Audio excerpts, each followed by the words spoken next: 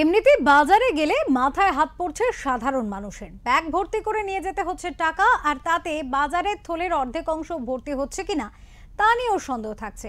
এমন দুর্মূল্যের বাজারে এসে নিত্যনৈমিত্তিক জিনিস খোয়াতে হচ্ছে সাধারণ মানুষকে।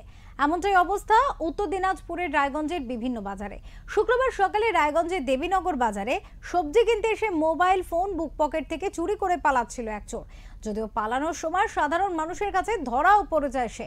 এক সবজি বিক্রেতার চোখে ধরা পড়ে চোর। তার দলবল নিয়ে পালানোর সময় সাধারণ মানুষ 3 জন চোরকে হাতে নাতে ধরে পুলিশের হাতে তুলে দেয়। তবে যে মোবাইলটি চুরি করেছে তাকে ধরা যায়নি।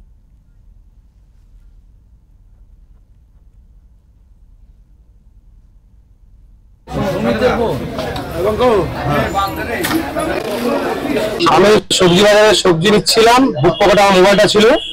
তো ওই চোরগুলো এসে একটা ক্যাপসিকাম কিনতে আসছে। ক্যাপসিকামটা কিনে নেওয়ার সময় পকেটে মোবাইলটা নিয়ে বউ। এবার আমি তো বুঝতে পারিনি, দোকানদারি আবার তিনজনকে ধরেছে, আর একজন যার কাছে মোবাইল সে বেরিয়ে গেছে। কজন ছিল? টোটাল 4 জন ছিল।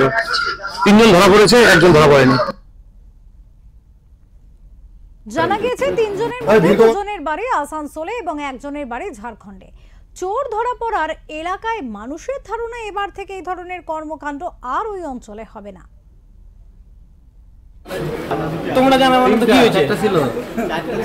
না, আজকে তো আর ঘটনা না, আজকে নতুন না, প্রায় দিনই বাজার থেকে মোবাইল সাইকেল এভাবে চুরি হচ্ছে। বাইরে থেকে একটা গ্যাং আসে, গ্যাং বলতে ওদের একটা টিম আসে, এসে ওরা বাজারের মধ্যে ছড়িয়ে ছিটে থেকে কারোর মোবাইল কারোর সাইকেল প্রায় দিনই চুরি করে নিয়ে যাচ্ছে।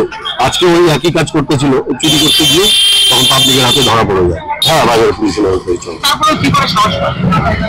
মানে ধরা না পড়া পর্যন্ত চলে যাচ্ছে। এবার ধরা পড়লে হয়তো